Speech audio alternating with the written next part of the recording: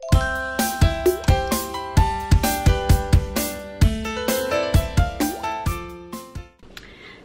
morning, people. Happy Sunday. Good morning, good morning, good morning, guys.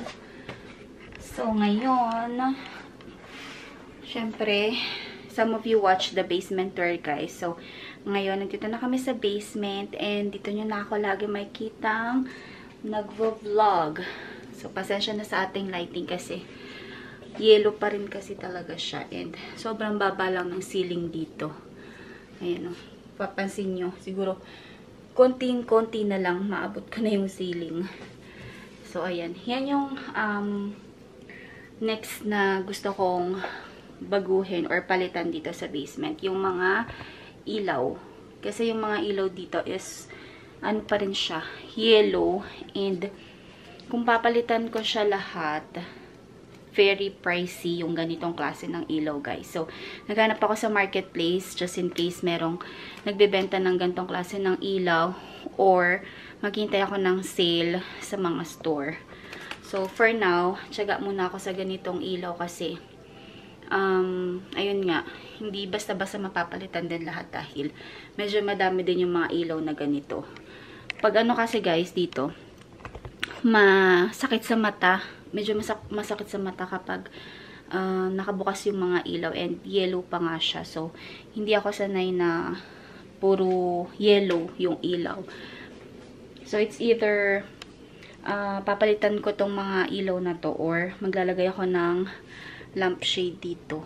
Tapos, color white yung bumbilya. So, titingnan ko. Kapag okay naman yon, siguro hindi ko napapalitan yung mga ilaw. We'll see kasi hindi ko pa rin natatry yung yung floor lamp na kulay puti yung ilaw.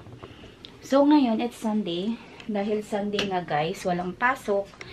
So, Sunday is laba day. Well, every day or any day naman is laba day. Basta puno yung hamper, kailangan ko maglaba. But ngayon nga is medyo madami. So, kailangan ko maglaba para next week hindi ganon kapuno yung aking mga hamper. So, nakapagsalang na ako ng 2 loads. Yung kay kuya na pantrabaho tsaka yung mga damit niya ngayon tutupin ko na lang. And then, etong mga ibang mga damit na to. So, ayun. Hindi ko pala napakita sa inyo yung yung kwarto namin nung nag-basement tour ako. Kasi tulog si Baby Raven nun. So, ngayon, ito lang yung aming kwarto. Ayan, si ate. Si ate Ravi. So, mayroong cabinet dito. Ayan. Ito pa yung cabinet na ginagamit nila dito sa basement. Hindi ko na siya inakyat. Yan yung ginamit kong lagayan ng damit ni Baby Raven. Puro mga damit ni Raven yung nandito. Tapos, yun nga, dito sa closet, puro sa akin naman. So, hindi na ako naglagay din ng mga iba pang gamit dito. Ito kasi, kailangan ko ibaba dahil nandyan yung mga bags na ginagamit namin. And then, hindi na ako masyadong naglagay ng kahit ano dito para madali lang siyang linisin or vacuumin. Tapos, andito yung heater, portable heater. Kasi yung dito, yung heater dito, hindi na namin ginagalaw. Kasi diba kahit naman malamig, guys, masarap pa rin kahit paano matulog kapag malamig. So, hindi na namin ina-adjust yun. So, anyway, tapusin ko muna yung aking mga labahin. Magtutupi ako. And then, nagluto din pala ako ng anong tawag dito? Parang Bicol Express siya. Pero, hindi ko alam kung mukha siyang Bicol Express. So, pork, and then nilagyan ko lang siya ng bagoong tsaka ng gata. And yung mga leftover namin, ganyan. Tapos, nag-urong-urong lang din ako ng mga gamit dito. Hinalis ko na yung lagayan ko dito before, yung purple. Dito ko na lang nilagay yung rice cooker kasi pag doon sa sulok, medyo ang hirap kuhanin yung kanin. So, dito medyo maluwag. Tapos, dito na lang yung air fryer. And then, yan lang yung nakalagay dito. So, sabi ko nga, empty pa yung dito sa cabinet na to. So, hanapan ko pa siya ng ilalagay. So, ayan. Nag-ano na ako, guys. Nag-bathrobe na ako kasi ang lamig. Excuse me. Ang lamig kasi talaga dito sa basement. Ibang-iba yung lamig compared dun sa main floor. Ang ibang ganda ng lighting natin dito kasi yung pailaw natin dito is white. Unlike dun sa medyo yellowish ang ating dating. So, dito ako sa may stairs kasi anin ko itong mga to. Lilinisin ko yung mga nandito. Ilalagay ko dun sa dun sa taas kasi sa kanila tong mga to para pag hindi na malamig dito, ililipat ko yung mga shoes na ginagamit namin and dito na kami dadaan sa sa door namin. Pwede naman din doon pero mas malapit kasi pag dito, 'di ba? So anyway, simulan ko na to and then si Baby Raven nakatulog. So, nandun siya sa sa main floor. Doon siya nakatulog Ayusin ko muna itong mga to. Itong mga nandito, hindi ko pa siya maayos kasi ginagamit pa namin yung mga winter jackets namin. Kapag talagang hindi nakakailangan mag-winter jacket, dun ko itatabi itong mga to para hindi na masyadong madami yung mga nakalagay dyan. Nice ko na aayusin ko doon sa sa hagdan. Lutuan ko si Raven ng nuggets. Kain si Raven ng nuggets. So, dagdagan na rin natin para papapak din ako.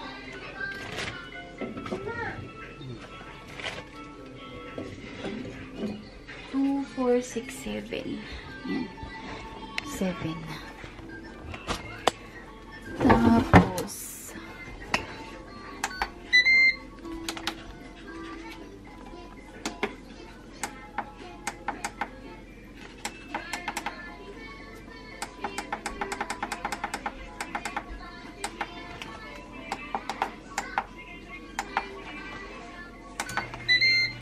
yan. Saing pala akong kanin. Wala kaming kanin.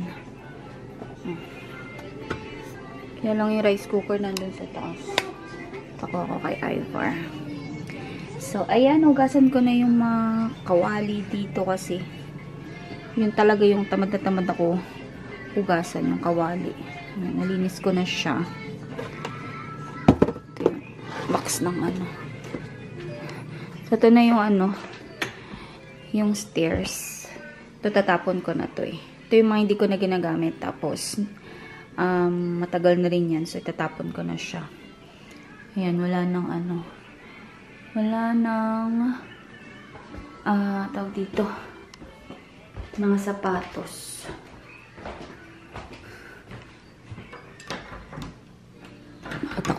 Pakita ko sa inyo yung labas. Ayan yung labas, Yun, nag-i-snow pa rin. Kita nyo ba guys, nag-i-snow. Malamig. Kapal pa rin ng snow, Yan yung papunta sa backyard. And this is the gate naman. Kalak na to. Walang dumadaan dito. So, ayan. Pag winter or nag-i-snow, mahirap to buksan Kaya hindi kami dumadaan dito. So, ayan. Malinis na siya. So, itong mga to, ito naman yung susunod ko. Sabihin kasi, ilagay ko lang daw dun sa may furnace. Tapos sila nang bahala. So, ayun lang. Naayos ko na siya. Ay ko.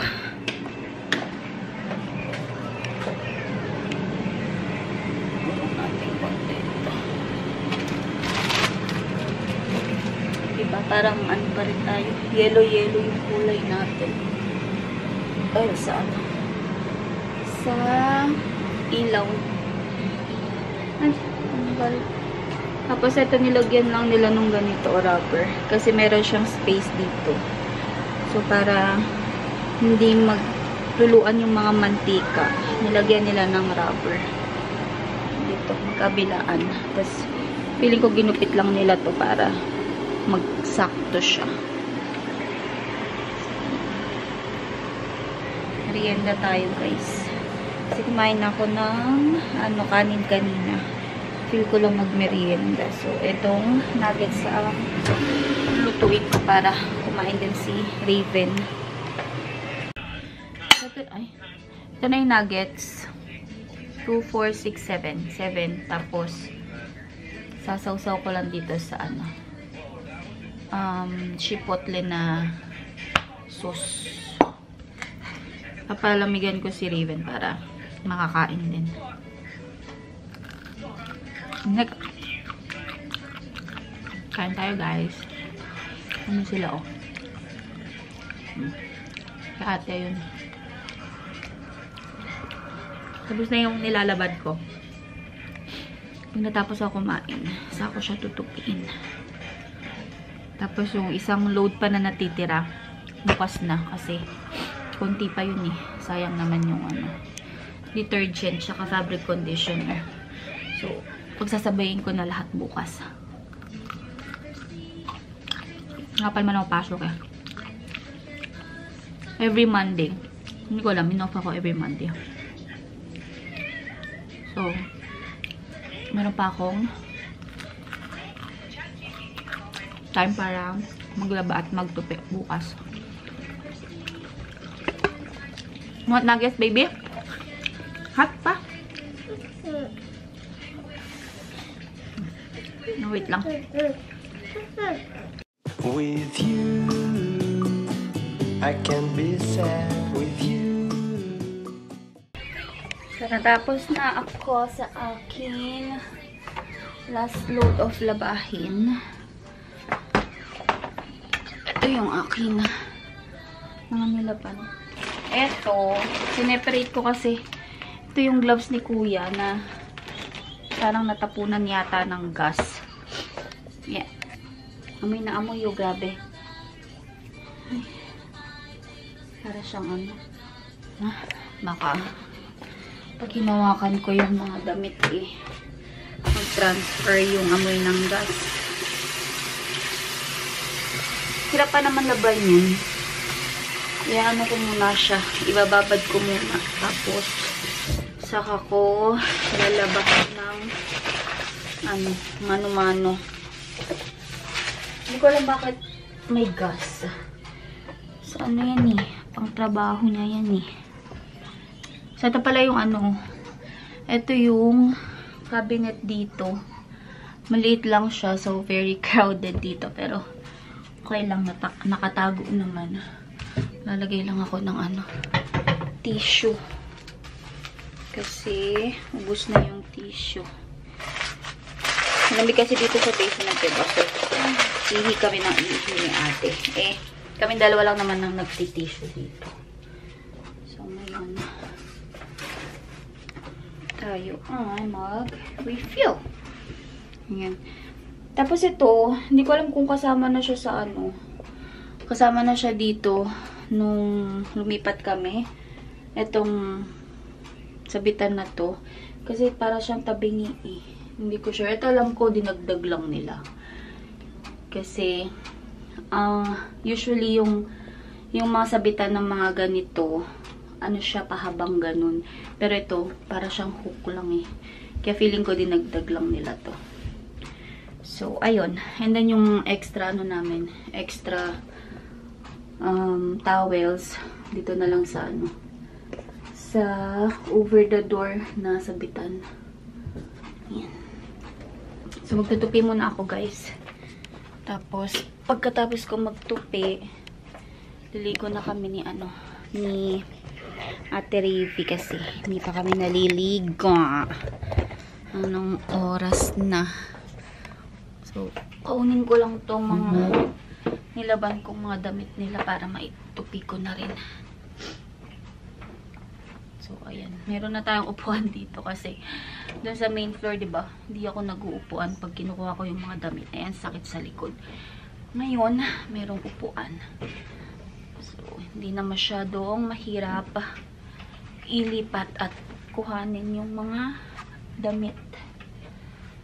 So, ayan. Tupin lang natin to. Tapos ko natupin yung mga damit. Ligpit lang ako konti dito. Naubos din ni Raven yung ano, yung nuggets na niluto ko. So, bawas tayo ng konting kalat. Naligo na kami ni ano. Naput away ko na rin yung mga damit. Di ba sabi sa inyo eh, madali lang kapag yung magkakasama yung mga gamit. So, natupi ko na siya kagad. Sarado lang natin yung bintana dito or yung kurtina dito. So, umaga binubuksan ko sa gabi. Sinasara ko kasi kita kami. So, yan. Naramdaman ko yung heater dito. Hindi ko lang ba't umaandar siya. Nakaano naman. Nasa 20 pala. Okay. Kaya pala mainit kapag madaling araw kasi nasa 20. Kala ko hindi na ito ginalaw ni Ivor. Ano? Anak niya mo na. Mamaya, bababaan ko na lang pag matutulog na kami. So, si ate, pinauna ko ng maligo. Andun na siya sa ano, sa washroom. Nag-start na siyang mag-shower. So, susunod na rin ako. Kuha lang ako ng ano, ng damit ko. Ano oras na ba? 7:15 na. Kailangan na rin namin maligo. Si Baby Raven, nahirapan na naman dumumi eh. Kaya, andun sa taas. Pinabuhat ko muna kay Ivor para makaligo kami ni ate. Walang ako ng damit dito. Ayan yung mga damit ko. Dito lang sa baba yung mga pambahay. So, namatay yung aking camera na lowbat. So, ayun. Dito yung mga damit ko. Tapos yung iba nandun sa taas. And then, etong lagayan na to, empty to eh. Wala kasi akong paglagyan. Kaya, dyan ko na lang muna nilagay. So, kukuha lang ako ng aking damit. Dahil, sabay na kami maliligo ni ano, ni Ate Ravi. Parang sakit ng ano ko. Ngayon ko ramdam yung sakit ng katawan ko. Simula nung naglipat kami. Late reaction ba? So, ayun. Nandun na si ate.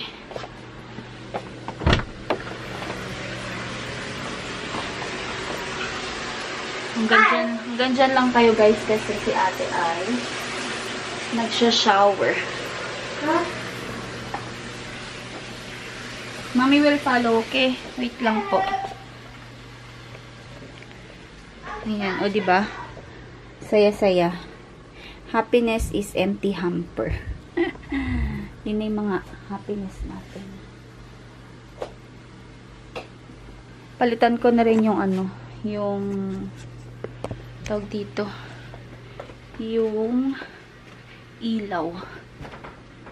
Kasi pundido na yung nandun sa kwarto eh. Ito, bala kong alisin eh. Kasi sobrang laki ng space na sinasakop nito eh. Kaya lang, hindi ko alam kung saan ko siya ilalagay. Pero gusto ko na siyang alisin dito. Hindi naman din nilalaro ni ano, ni Raven, tsaka ni Ravi. Sayang lang yung space. Tsaka para madali ko din ma-vacuum. Pero hindi ko alam kung saan ko pa siya ilalagay. So, pag-isipan ko kung saan ko ilalagay para maalis ko na siya. So, ayun. Punta na ako sa washroom. Kasi si ate nandun na. Isip ko lang kung ano pa yung mga... Ayun, magsasaing pala ako. Wala palang ano. Wala pala kaming sinaing. It's okay, ate. Hindi ka kita. Kasi diba napakita ko sa inyo yung washroom dito. Ano na lang siya. Parang shower room. Ayan, no, glass. Parang transparent siya, glass door. So, si ate... May kita nyo kapag hinarap ko. So, ayan na natin. Sa akin lang nakaharap ang camera. Nagsawa kayo sa mukha ko.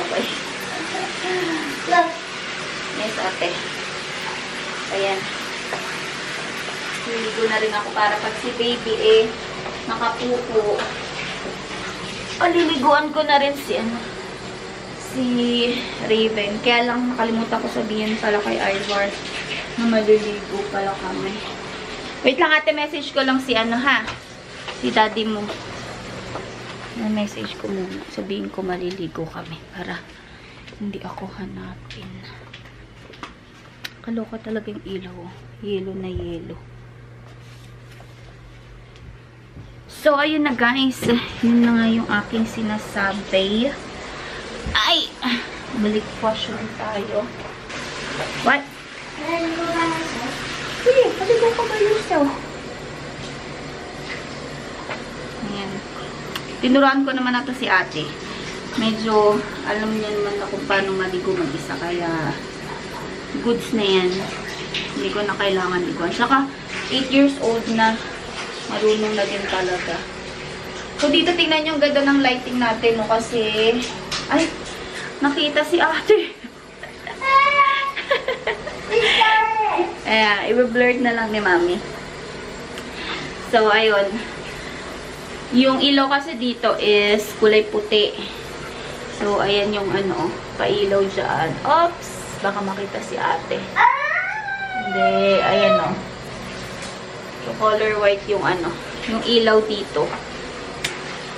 Hintay ko lang si ate matapos. Tagal ka pa. So, ayun, natapos na si ate Raven maligo. Next naman ako. Hindi ko lang sa labahin itong mga damit niya. So, close ko na yung vlog guys kasi 7:30 na and mag-vlog na lang ulit ako bukas dahil wala akong pasok. So, yun yung ating video for today. Thank you so much for watching and please don't forget to like, share, and subscribe to my channel and I will see you all on my next one guys. Bye! Good night everyone!